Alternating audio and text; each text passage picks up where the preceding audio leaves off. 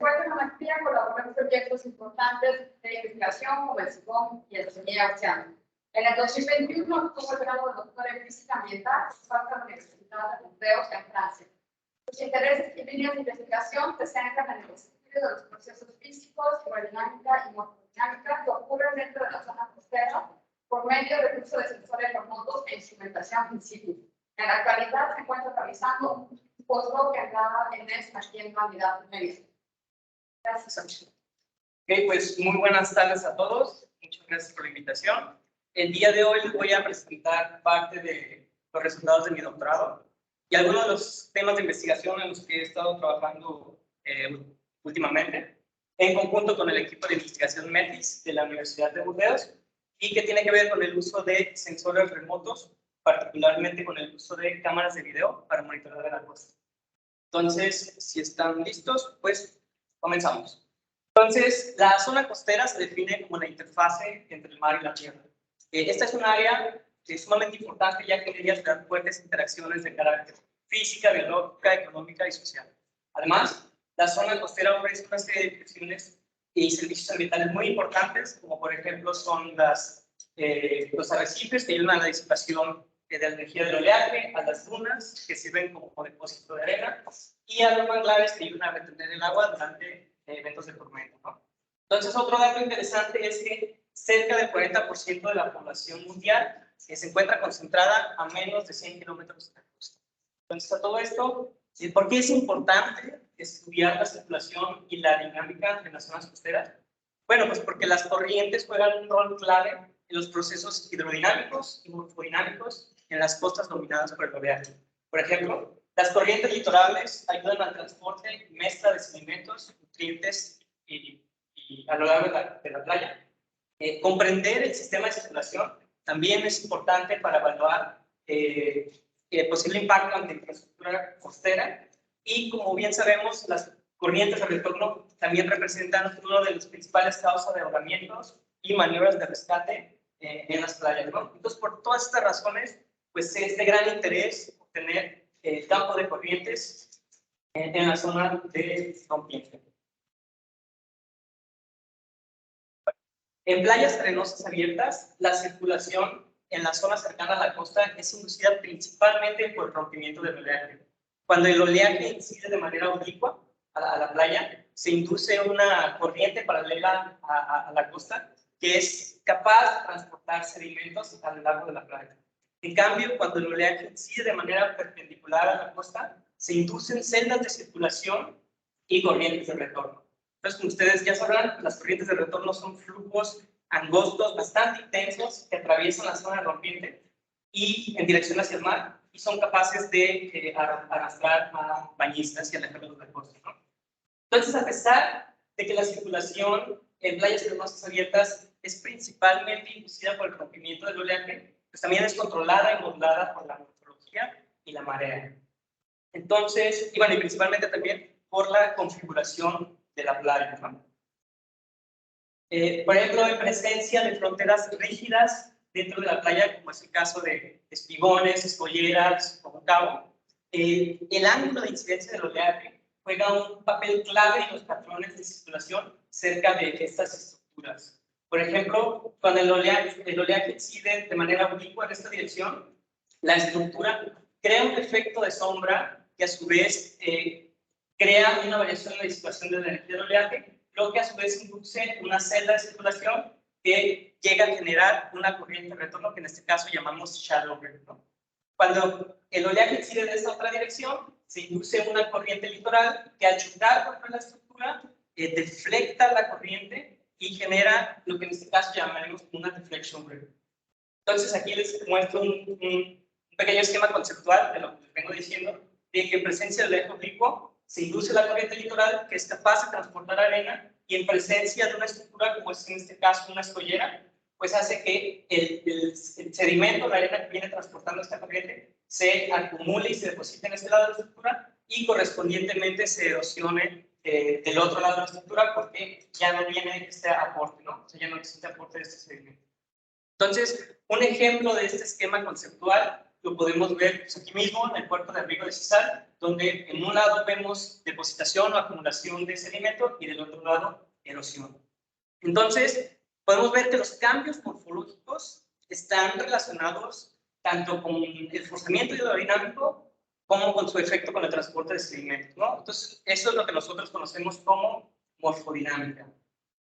Entonces, una vez más, la morfodinámica es el estudio de los cambios morfológicos en relación al forzamiento hidrodinámico y su efecto en el transporte de sedimentos. Y en ese sentido, la batimetría nos ayuda a cuantificar la morfología de la playa en las zonas submareales, ¿no? Entonces, si de alguna manera nosotros logramos calcular o obtener batimetrías a lo largo del tiempo, entonces podemos cuantificar su capacidad de recuperación y determinar el estado de salud de la playa. Además, pues la batimetría también representa la condición de frontera del fondo para flujos y olas y pues es sumamente importante para los modelos numéricos. Sin embargo,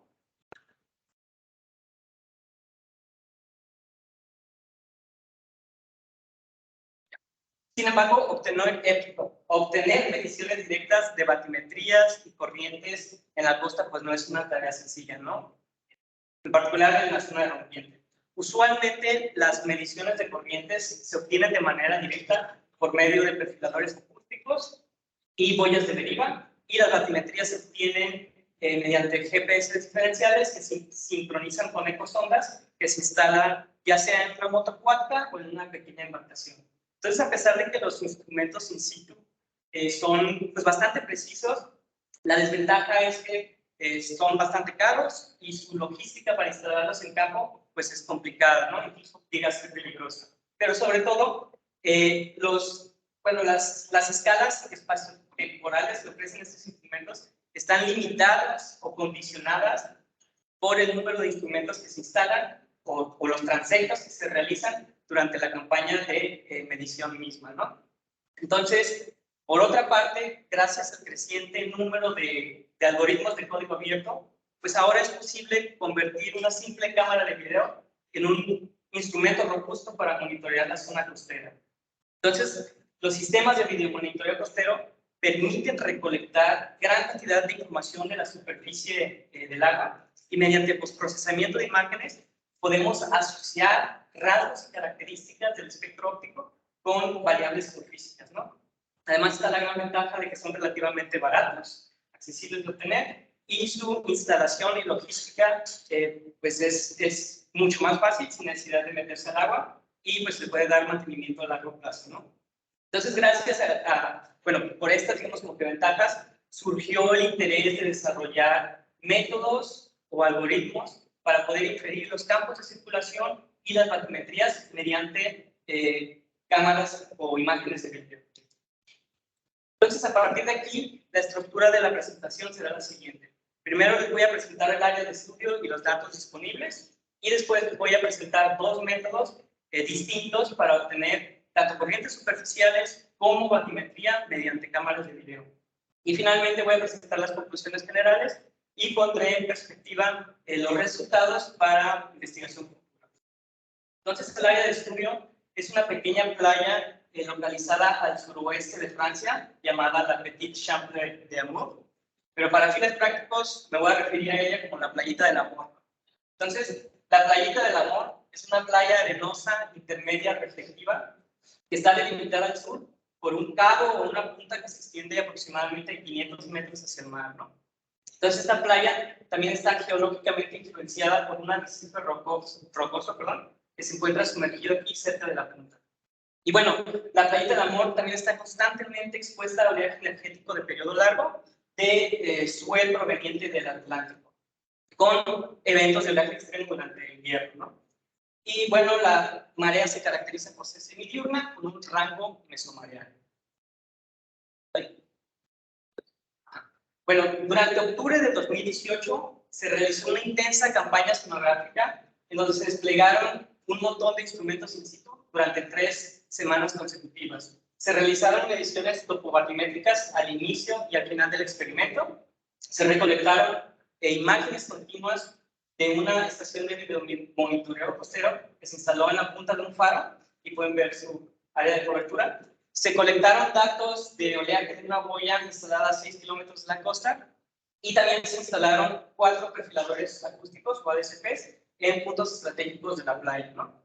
Para medir el perfil de corrientes. Sin embargo, para este trabajo solamente nos enfocamos en el perfilador que se encuentra instalado en el arrecife rocoso, ya que fue el único que estaba dentro del campo de visión de la cámara de video, ¿no? Entonces también se liberaron boyas de deriva durante 4 días para estimar los principales patrones de circulación bajo distintas condiciones de oleaje y se colectaron datos del nivel del mar de un mareógrafo instalado cerca del área de estudio. Y bueno, aquí en esta diapositiva les presento las condiciones de oleaje y marea durante el experimento de campo, durante octubre de 2018. Y como pueden ver, la playita del Amor estuvo expuesta a oleaje relativamente energético, con varios eventos de tormenta en los que se superaron los 2 metros de altura, con periodos que variaron de 6 a 15 segundos. Algo que quiero que presten atención es que el ángulo de incidencia del oleaje, aquí se muestra a qué se refiere, varió de una dirección a otra durante el experimento, ¿no? Entonces, algo muy importante de lo que les voy a estar hablando más adelante en la presentación. Ya el último panel muestra los distintos días en los que midieron los distintos instrumentos y las zonas no sombreadas corresponden a los días en los que el sistema de videomonitoreo estuvo colectando imágenes continuas, ¿no? Entonces,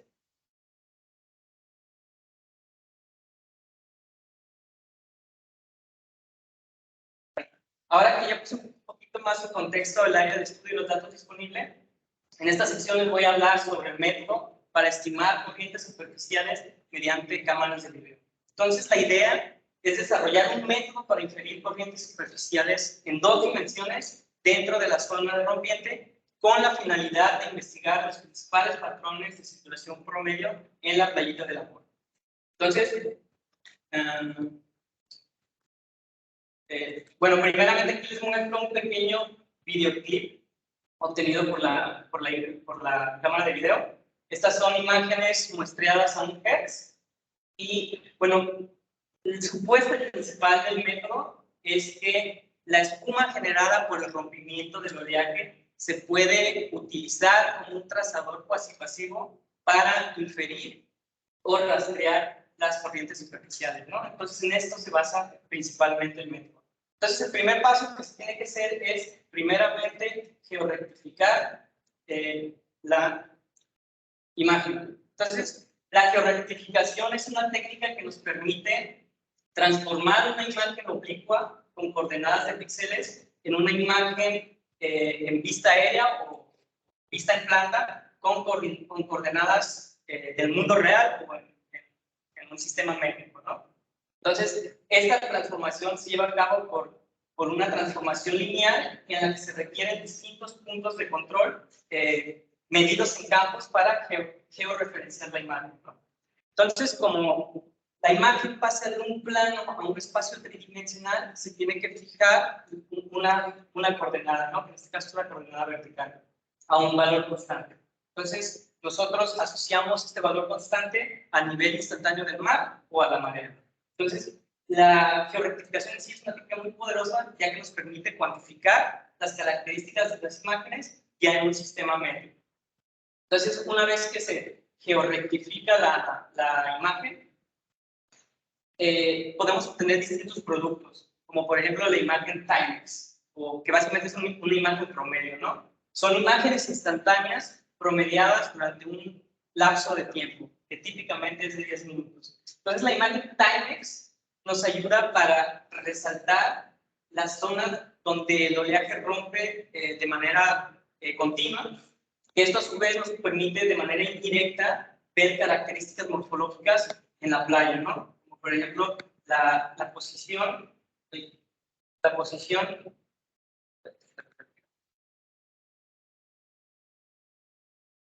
de la barra de arena, la posición de los canales, la línea de costa, el arrecife, etcétera, ¿no? Ahora sí ya.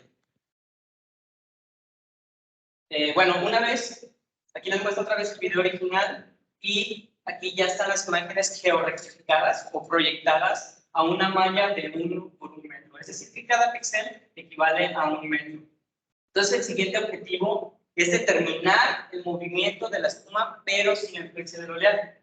¿Por qué? Porque al final de cuentas, el oleaje también está afectando las olas, pero no nos interesa tener la influencia del oleaje. O sea, no nos interesa, en tus palabras, obtenerlas. Entonces, lo que tenemos que hacer es, de alguna manera, filtrar la señal óptica del oleaje que se está propagando.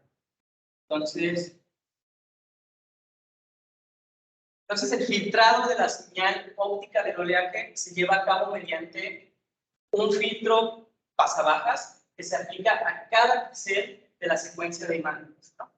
Esto con la finalidad de remover el oleaje. Entonces, para ello tenemos que seleccionar una frecuencia de corte adecuada para poder eliminar las frecuencias asociadas al oleaje, tanto local como remoto o suave, ¿no? Entonces, en los paneles de aquí les muestro el videoclip original con oleaje y el videoclip ya con la señal del oleaje filtrada, ¿no? En la que únicamente se aprecia la espuma residual. Abajo les muestro el espectro de un solo píxel que muestra la señal original, en donde se ven las frecuencias asociadas al oleaje local y remoto, y la señal ya filtrada con esta frecuencia de corte de 1/20 Hz. Entonces, una vez que ya se filtra la señal del oleaje, pues queda rastrear la espuma residual para poder inferir las corrientes. Entonces, esto se lleva a cabo mediante un algoritmo de flujo óptico. Entonces, para los que no saben qué es el flujo óptico es el patrón aparente de movimiento de un objeto en el plano de la imagen entre dos cuadros consecutivos. Entonces, el flujo óptico es una técnica muy poderosa, ya que nos permite estimar de manera simultánea un vector de velocidad por cada píxel de la imagen al resolver una ecuación global. Entonces, el supuesto, el cálculo del flujo óptico se basa en dos supuestos principales. El primero es que la intensidad de píxel de un objeto no varía entre cuadros y que la transición entre cuadros se da de manera suave, ¿no? Entonces, en este caso, yo hice uso de un algoritmo de flujo óptico de código abierto llamado Open Optical Flow, desarrollado por Liu en 2017, y lo apliqué a la secuencia de video con la espuma residual, ¿no? Entonces, como pueden ver, el flujo óptico es capaz de proporcionar corrientes superficiales, como pueden ver aquí, y aquí también estoy sobreponiendo boyas de deriva que se liberaron durante este día, y bueno, ya no se está reproduciendo la animación, pero los vectores de velocidad logran reproducir bastante bien las trayectorias de las boyas.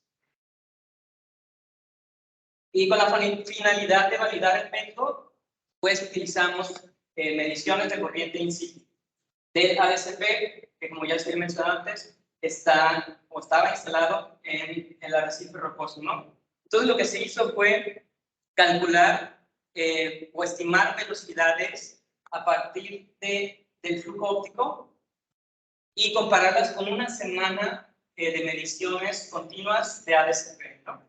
También validamos o comparamos los patrones de circulación estimados por el flujo óptico con las trayectorias de las boyas de deriva que se libraron durante estos 4 días, bajo condiciones distintas de oleaje. Entonces, aquí pueden ver los resultados.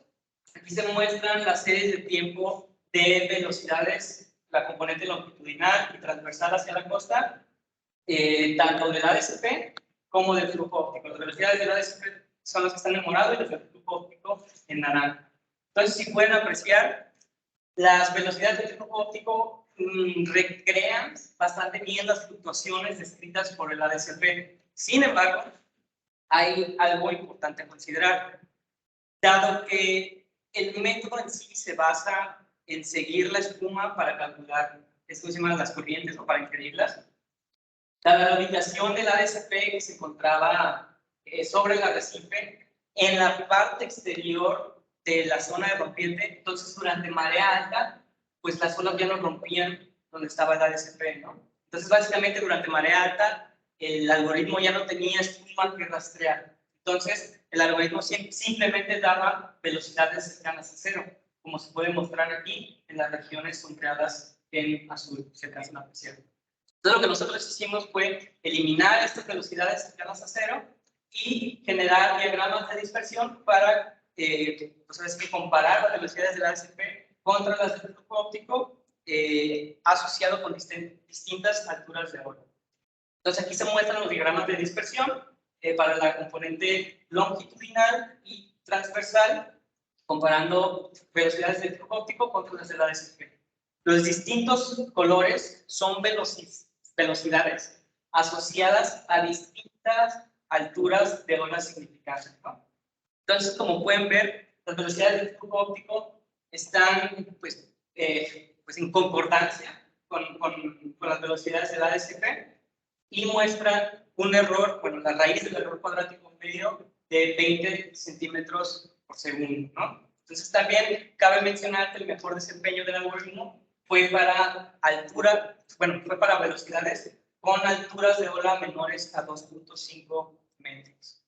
Entonces, también comparamos las velocidades en el dominio de la frecuencia.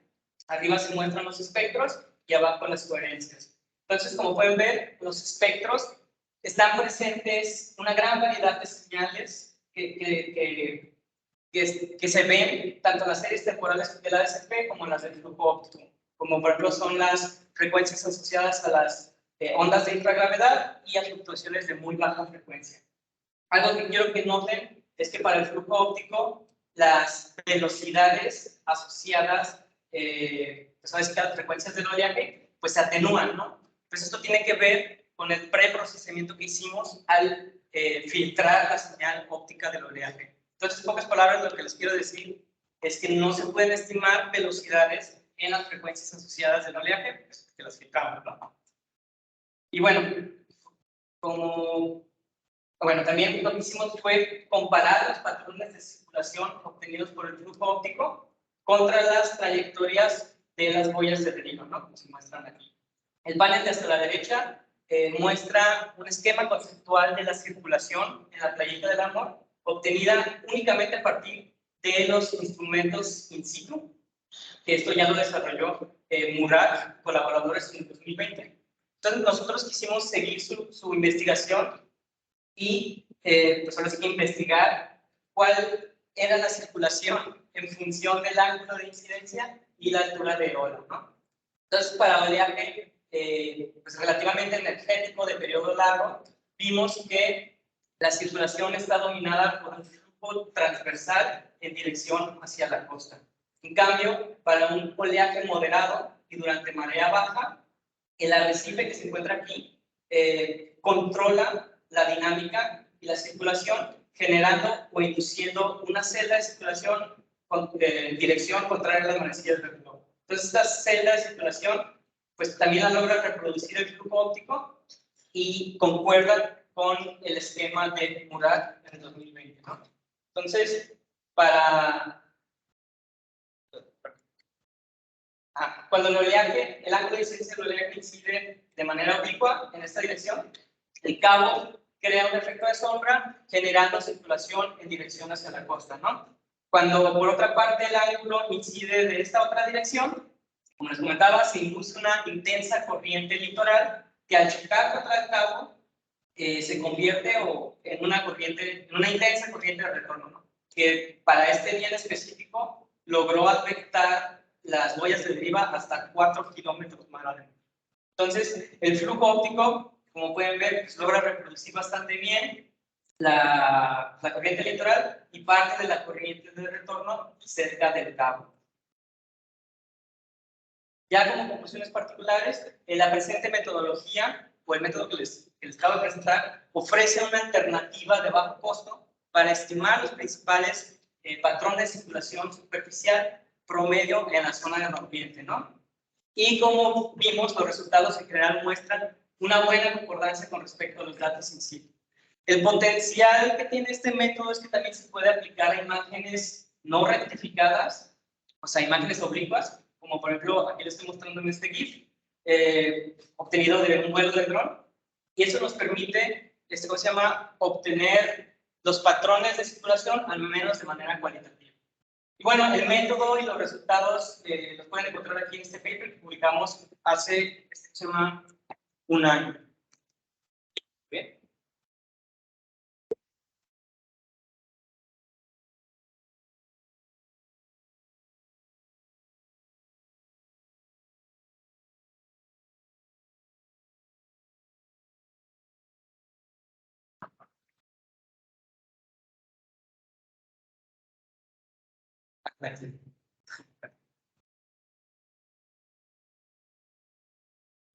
Bueno, ahora en esta otra sección les voy a hablar acerca de un método para estimar batimetrías mediante cámaras de video.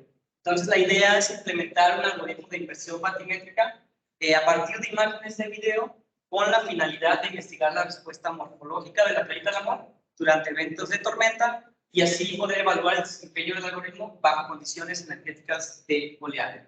Entonces, en esta diapositiva les vuelvo a mostrar las condiciones de oleaje y marea durante el experimento de campo de octubre del 2018.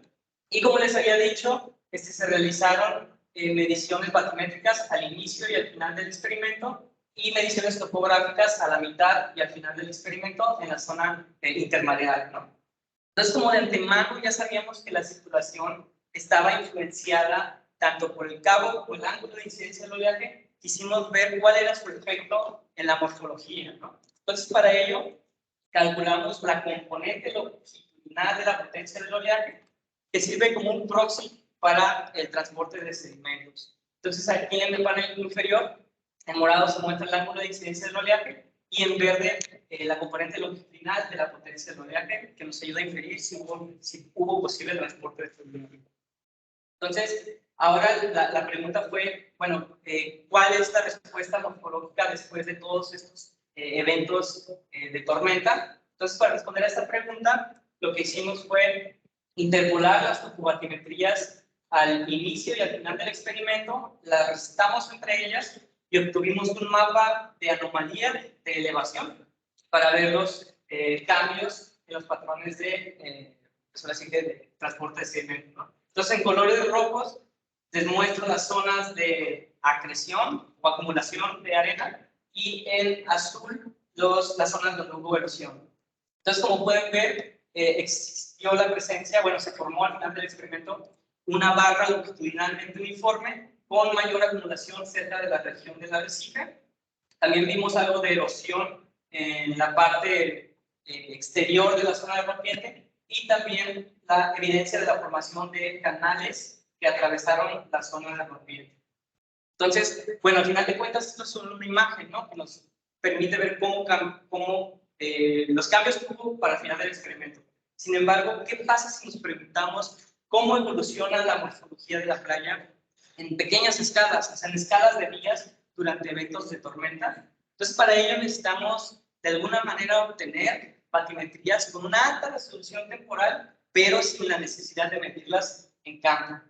Entonces, para ello, la teoría del oleaje nos da una alternativa de poder inferir la profundidad de la columna de agua por medio de otras variables. Por ejemplo, el método más popular y sencillo que se utiliza es mediante la relación de dispersión lineal, que establece que bajo olas, que establece que para olas perfectamente sinusoidales y de baja amplitud, la profundidad de la columna de agua está relacionada tanto con la frecuencia como con el número de onda y la gravedad, como se muestra aquí en la que se llama ecuación. Entonces, si reescribimos esta ecuación, podemos inferir la profundidad si de alguna manera logramos estimar tanto la frecuencia como el número de onda. Entonces, un método popular también que hace esto, que estima el número de frecuencia y la frecuencia y el número de onda, es el algoritmo llamado CIBATI, desarrollado por Rob Holman y colaboradores en 2013, que básicamente también hace uso de la relación de expresión lineal y utiliza imágenes de video. Entonces, voy a tratar de explicarles cómo funciona el algoritmo de CIBATI. Voy a tratar de no hacer dos bolas, pero básicamente el método requiere de imágenes muestreadas a 1 o 2 Hz durante un lapso de 17 minutos. La idea es que cada píxel de la imagen se puede tratar como una serie temporal independiente. Entonces, el análisis se lleva a cabo de manera secuencial, más bien en puntos definidos por el usuario, donde en cada uno de estos puntos se utiliza un bloque de píxeles alrededor de estos puntos para hacer el análisis. Entonces, el algoritmo de CBATI funciona en 3 pasos o fases. En la primera fase se define, el usuario tiene que definir un conjunto de frecuencias candidatas en los que están asociadas al oleaje incidente en su área de estudio, y después a cada una de estas frecuencias candidatas se le asocia un número de onda que se obtiene por medio de análisis espectral cruzado y funciones empíricas ortogonales completas. Entonces, una vez que ya se tienen estos pares de frecuencia número de onda, se seleccionan los más coherentes y se estima la profundidad por medio de la relación de expresión lineal. Ya en la segunda fase, lo que se hace es combinar los pares frecuencia número de onda para obtener un solo valor de profundidad por cada píxel de la imagen. Y ya en la tercera fase, lo que se hace es emplear un filtro de Kalman en el dominio del tiempo para suavizar los valores de profundidad y rellenar los valores donde la profundidad, digamos, que no esté robusta, ¿no? Utilizando valores previos.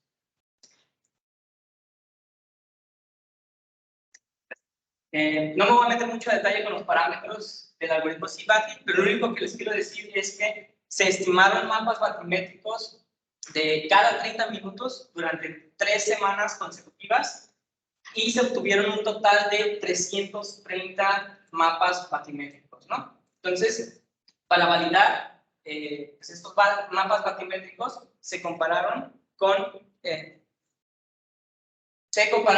las mediciones in situ hechas al principio de la campaña sonográfica. Entonces, quiero que noten que aquí todos los paneles están rotados. Ahora el cabo estaría como por acá, esta es la línea de costa, y las olas vienen incidiendo por acá, ¿no?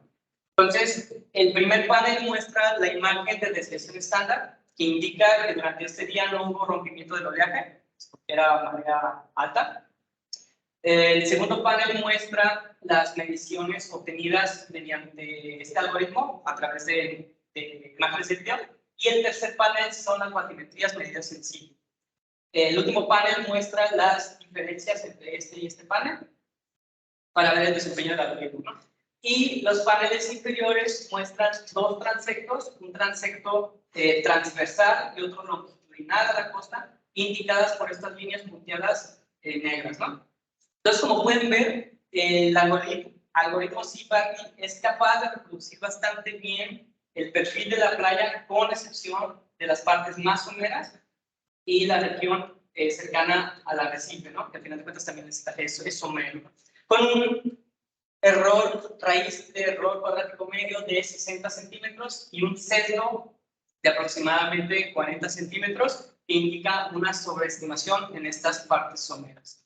También se hizo la comparación con mediciones in situ con las mediciones hechas al final del experimento y vemos que los resultados son más o menos similares. Sin embargo, aquí podemos ver ya la presencia, hubo rompimiento del oleaje, vemos la presencia de un canal que atraviesa la zona rompiente y que también se observa tanto en la batimetría estimada como la batimetría in situ, ¿no? Entonces, de igual manera, el algoritmo funciona muy bien, a excepción de las partes pues, más húmedas. Y bueno, ya que más o menos validamos el algoritmo, quisimos ver la evolución temporal de estas 330 batimetrías para investigar la evolución morfológica de la playeta del Amor, ¿no? Entonces, aquí les voy a reproducir un pequeño video, pero antes de reproducirlo les voy a mostrar les voy a explicar los paneles. El primer y segundo panel muestra la imagen Timex o promedio. El segundo panel, la desviación estándar, que van a indicar las zonas donde está rompiendo el oleaje para ver de manera indirecta las características morfológicas de la playa. El tercer panel muestra las batimetrías obtenidas mediante el algoritmo CBATI. Y el último panel muestra anomalías de elevación con respecto a la primer batimetría. El panel de abajo muestra las condiciones de oleaje y marea durante todo el experimento. Entonces vamos a reproducir el video. Conforme el ángulo de incidencia viene de manera oblicua, pueden ver que existe una erosión de toda el área de cobertura de la cámara, ¿no? A medida que el ángulo de incidencia se vuelve normal a la costa, empiezan a haber formación de canales que atraviesan la zona de vertiente, y ya a medida que el ángulo de incidencia del oleaje cambia totalmente de dirección, toda la región empieza a haber acumulación. Entonces,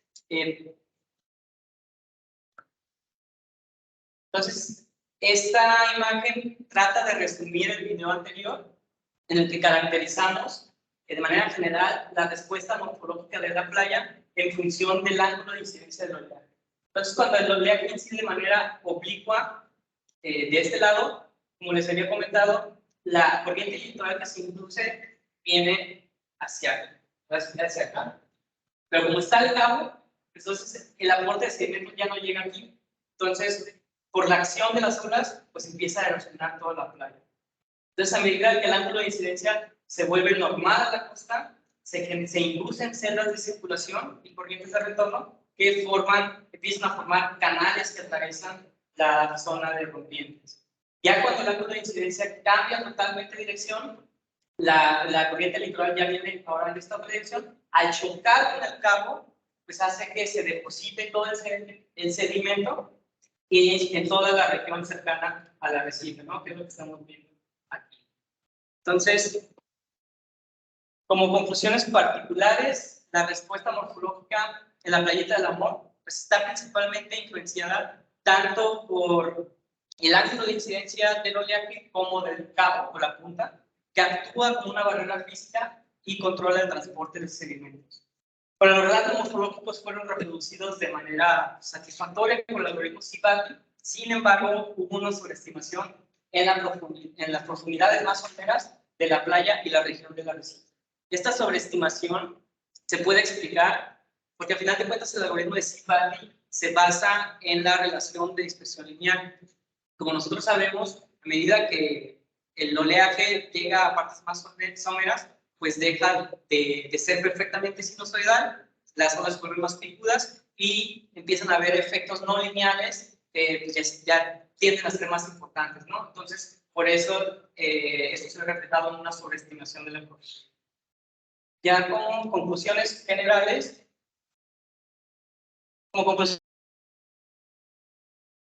bueno, vimos que las plataformas de video de bajo costo, en combinación con algoritmos de código abierto, pueden convertirse en potentes herramientas para el monitoreo de la zona costera.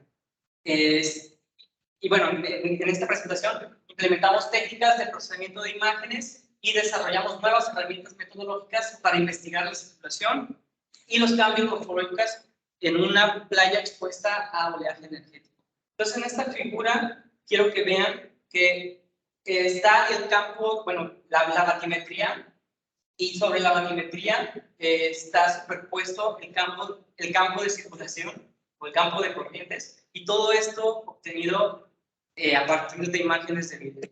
Entonces, esta herramienta pues, ofrece el potencial de estudiar el sistema morfodinámico con una alta resolución espacial y temporal sin ni siquiera meterse pues, ahora sí que al agua. Entonces, muchos se preguntarán, bueno, ¿cuál es pues ahora sí que la aplicación práctica? Bueno, pues lamentablemente en México, las corrientes de retorno, bueno, no solo en México, en todos lados, las corrientes de retorno son la principal causa de ahogamiento y maniobras de rescate en las playas. Desafortunadamente, pues existe mucha desinformación al respecto, y pues para bien o para mal, este tipo de corrientes pues, se encuentran en todas las costas expuestas a oleaje incidente. Entonces, la presente metodología ofrece la posibilidad de poder detectar las corrientes de retorno, como se muestra aquí, y poder generar mapas de riesgo para determinar zonas de mayor peligro para los bañistas, ¿no? Y también, ya en aplicaciones pues, de carácter más científica, pues también se puede utilizar como para generar mapas de vorticidad o poder, digamos, como que estudiar la componente, pues ahora sí que el corte de la estructura de la corriente litoral. O también se pueden estudiar procesos que desde los 70s, 80s, como que ya se vienen investigando, pero por déficit de datos, pues no se ha podido lograr, ¿no? Más que con simulación numérica. Y bueno, esto es todo. Muchas gracias. ¿Preguntas?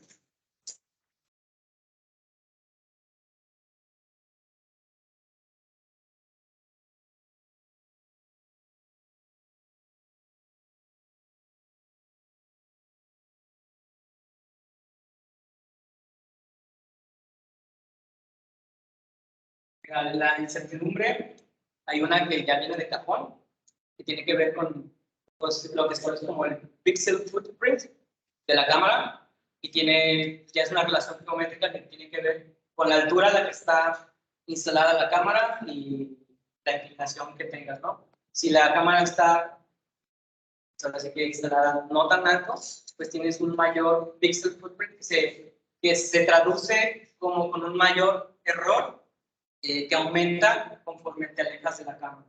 Sin embargo, pues en este caso cuando lo comparamos con los campos de circulación, con las velocidades, el pixel footprint asociado al pixel donde se encontraba el ADCP era de 60 centímetros.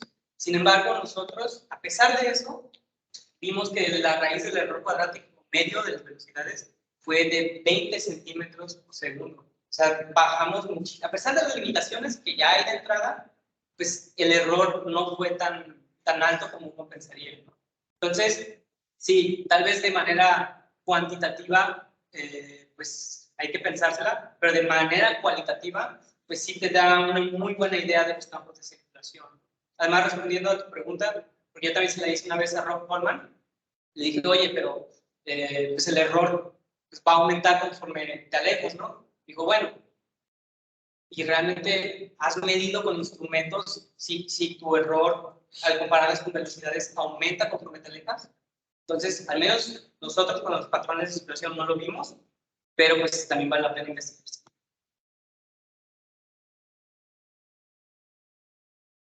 Interesante. Y una de las preguntas, Sí, claro. ADCP Salvador, es la ADCP cuando comparas con las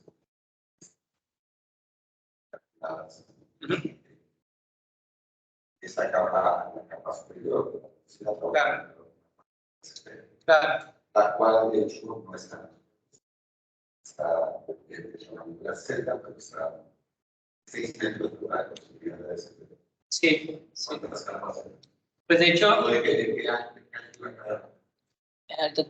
bueno, incluso. sí. Entonces, estás comparando esta técnica es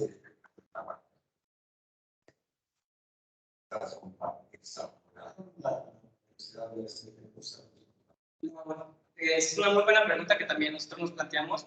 Al final de cuentas, las velocidades están muy cercanas pues, pues, así que la superficie, pues también hay muchos errores, ¿no? Y para empezar, pues, las celdas son verticales, ¿no? Entonces, al final de cuentas, las cámaras, la velocidad te van a dar desde la capa así, la superficial. Entonces, nosotros para hacer comparaciones más justas, por así decirlo, lo que hicimos fue no tomar celdas verticales, sino hicimos un cambio de coordenadas. O sea, primero hicimos una reconstrucción de la superficie del nivel del mar, utilizando una función de transferencia que toma en cuenta efectos no lineales para reconstruir la capa. Y después hicimos un cambio de coordenadas así que verticales a lo que se llaman sigma layers, ¿no? Capas. Entonces, para precisamente nosotros estar siempre viendo la capa superficial. Entonces, lo que hicimos fue cada una de estas capas equivalían al 5% de la profundidad total, que siempre va cambiando. O sea, no es a diferencia de las capas Z, no siempre son constantes.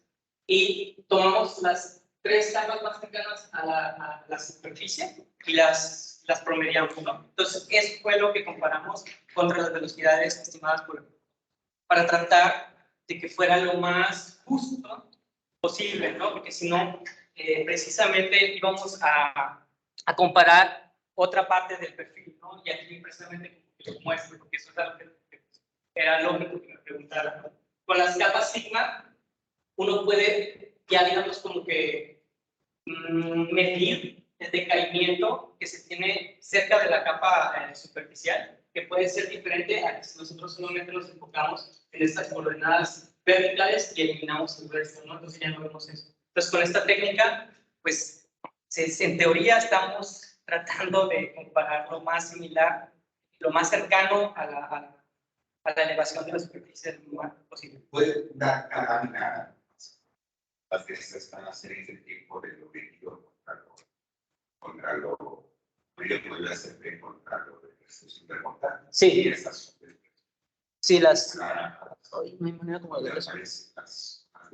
Como de verlo como en mosaico. Bueno, ya estoy acá. Ahí me pasé. ¿Esa no? Sí. Sí. Para alza. Sí. Para alza subestimar. Sí. O sobreestimar. ¿Qué pasa? Por ejemplo, ahí se supone que aquí estamos viendo las velocidades transversales en dirección hacia el mar. O sea, digamos que si vieras aquí, estas son corrientes de retornación. Entonces, aquí está subestimando, o sea, no está logrando ver, al menos cuantitativamente, las corrientes de retorno, y esto es en gran medida por la posición en la que está el RCP, porque al final de cuentas, en donde está el RCP, que es el arrecife, es donde rompen y se genera la espuma. Entonces, esa espuma inevitablemente va a tender a ir onshore, ¿no? O sea, como que hacia la costa. Entonces, eso sesga o confunde el algoritmo y subestima las corrientes que verdaderamente pues, están yendo en dirección hacia el mar. Y esto es más que nada por la posición en la que estamos midiendo. Si el ASP es la zona de rompiente, que ya esté, digamos, como que capturando espuma verdaderamente residual, no que se genera en el momento, entonces tal vez esta subestimación ya sería como que mejor, ¿no? De hecho, fue también algo que pues se tendrían que poner como más puntos como para ver si efectivamente logra entregar.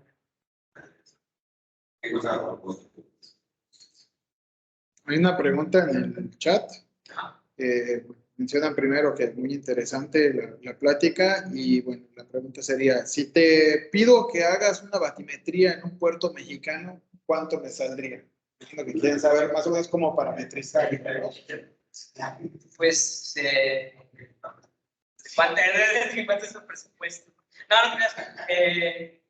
No, pues, tiene implicaciones. O sea, la cuestión de la batimetría, el pequeño detalle es que se necesitan imágenes continuas durante como 17 minutos, ¿no? Entonces, esas imágenes forzosamente tienen que ser, pues ahora sí que fijas, ¿no? O sea, no es tan fácil como estar pues, con un dron, porque el dron hasta cierto punto pues, está como... Entonces, tendría que aplicarse tal vez un método de estabilización de imágenes, que también trabajaría, pero pues se tendría que instalar una cámara y ya se tendría que, pues, que correr este algoritmo. Y pues también están las limitaciones de que pues, forzosamente necesitas pues ángulo, perdón, que se llama olas que entren, ¿no? Si, por ejemplo, es batimetría dentro de un puerto y ya no tienes esta propagación de olas, pues no vas a poder inferir tanto la frecuencia, pues se necesitan olas en este caso, y en el de flujo óptico no se necesita.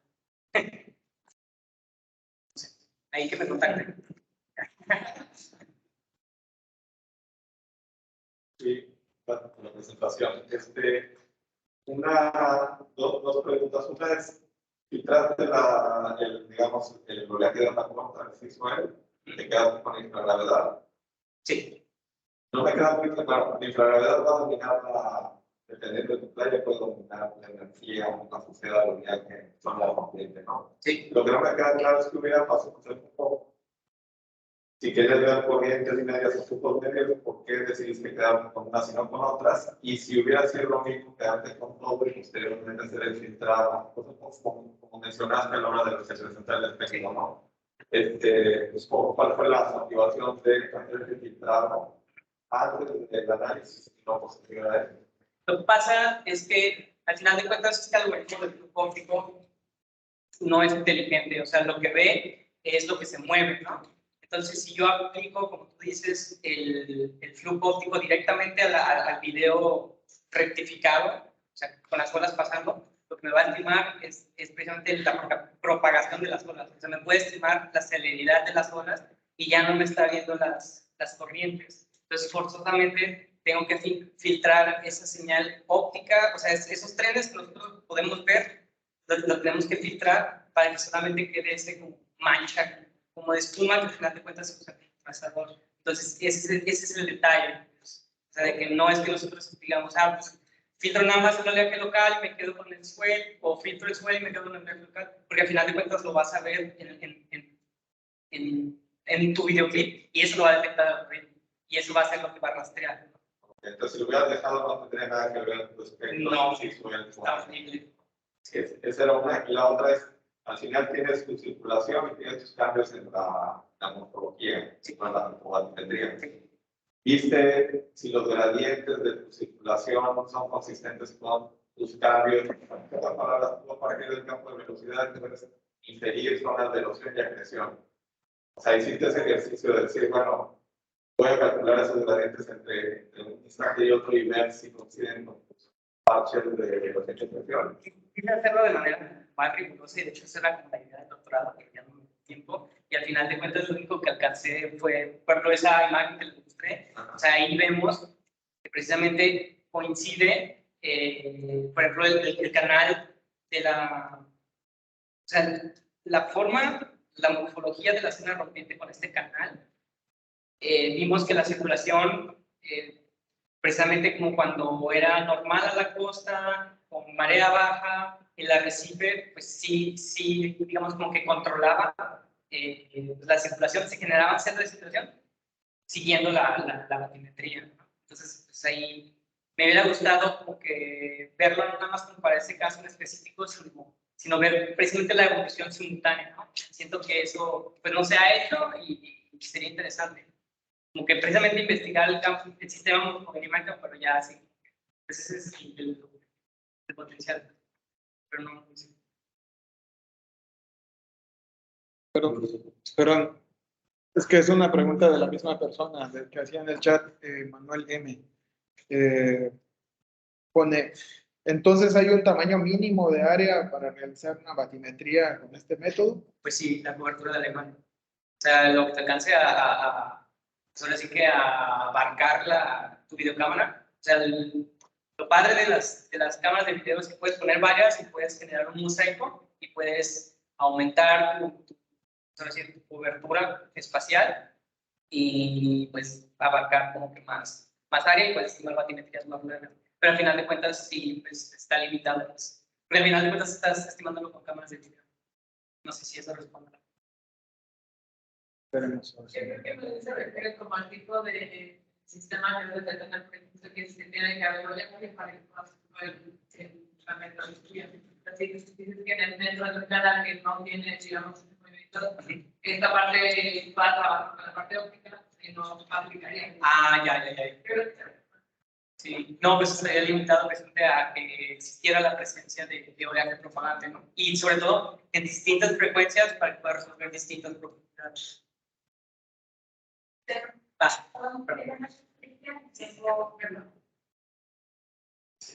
De 60 minutos, ¿por qué de 60 minutos? Bueno, pues porque al final de cuentas, por ejemplo, lo que se usa típicamente con un ADSP, generalmente tenía que ver con las potencias de 2, que eran 1024 segundos. Puedes capturar como 100 trenes de olas, ya con eso tienes una señal estacionalmente, puedes, digamos, como que hacer un análisis, no sé, o sea, es lo que casi siempre se utiliza en los minutos. Puedes hacerlo menos y podrías tener batimetrías, pero... Pensando en corrientes, también. Así, corrientes puedes, ahí sí no estás limitado por... yo, por ejemplo, hice promedios como de 10 minutos, puede ser de 20 minutos. El detalle es que si haces, por ejemplo, si quieres ver corrientes de retorno, pues esas se los va a tragar el promedio, ¿me explico? O sea, no tienen... O sea, mientras promedies, hagas promedios en con periodos más cortos, pues tienes mayor variabilidad, ¿no? Y vas a poder ver como estas componentes estructurales. O sea, pensando en... Ajá. Sí, tendrías que ser de, no sé, todo promedios más cortos para poder capturar esta variabilidad, que pues es lo que da una corriente de retorno. Puede ser permanente ya. Oye, la otra era que En este caso no. No se utilizó una embarcación, un GPS diferencial y lo digitalizamos en la imagen, entonces tuvimos puntos tanto en mar, entonces no está sesgada la geometría, pero sí, eso puede ser una limitante, pero en este caso no.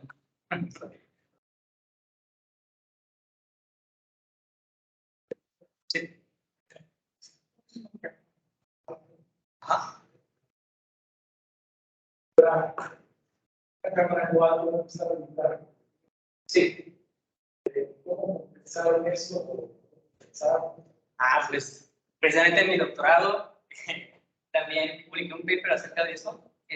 Aplicamos, bueno, desarrollé un método de estabilización de imágenes que precisamente toma en cuenta puntos fijos en tierra que se usan como, pues, como que puntos de control para corregir, digamos, como que, pues ahora sí que volver a empalmar las imágenes a una posición fija, ¿no?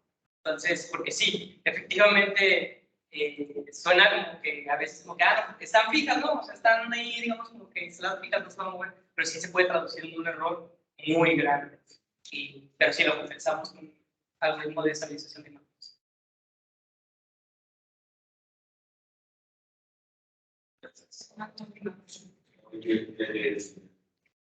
En las conclusiones de la parte de la mencionas que está subestimada o no, se supone que es más profunda porque la subestima.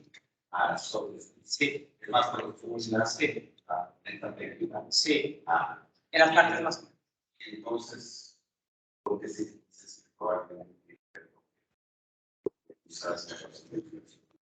exactamente. Entonces, ¿cómo imaginas que usando, incorporando la monotonalidad pueda mejorar? Pues sí mejora, de hecho hay muchos trabajos que ya han hecho eso. El problema es que pues, para tomar en cuenta los términos no lineales necesitas tener conocimiento de la información de la altura de obra, pues prácticamente cada píxel, ¿no? Entonces el detalle de eso es que pues muchas veces no se tiene esta información. Entonces estos trabajos lo que han hecho es, por ejemplo, propagar un modelo de fase de ULM y ya con eso, digamos, que logra tomar en cuenta los términos no lineales y ya esa sobreestimación pues, sí mejora, ¿no? Sí, ¿has aplicado este método en alguna de las costas mexicanas? No, todavía no.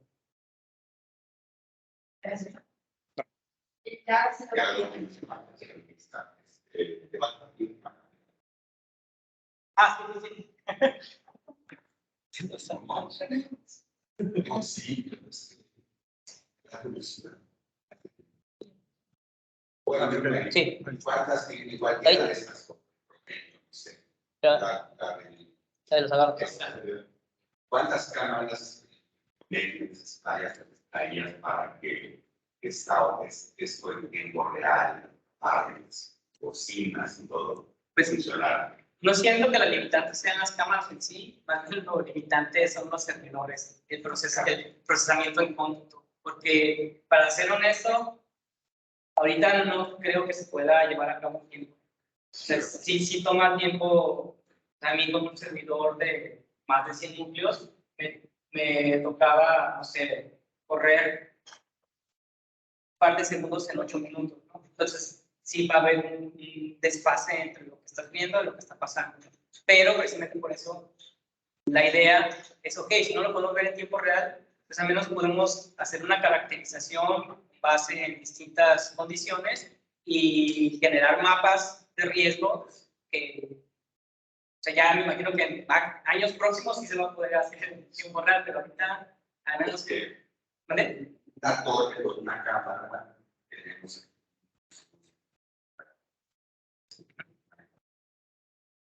Si no me equivoco, una torre con una cámara. Y salvar, gracias a Dios.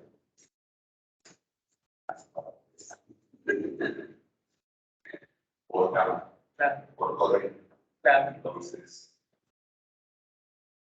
No, no, digo, tal vez, no. No.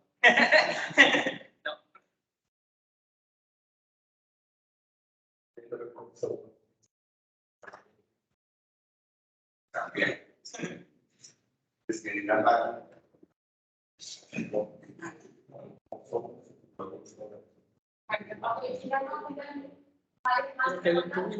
Pues, Sí. hay cosas donde la escala de los también con la espuma. Esa espuma, digamos, en este tipo de cosas, es un vídeo resultado. Mira, precisamente ese es el potencial del flujo óptico. O sea, yo utilicé la espuma como trazador, pero en realidad puedes utilizar lo que sea. Aquí, por ejemplo, en estas cosas, puedes utilizar el sargazo. Podrías estimar la circulación del sargazo aplicando esta técnica. Y tal vez, bueno, no sé si necesitarías filtrar una señal óptica para no confundirlo. Pero sí, o sea, puedes usar lo que tú quieras.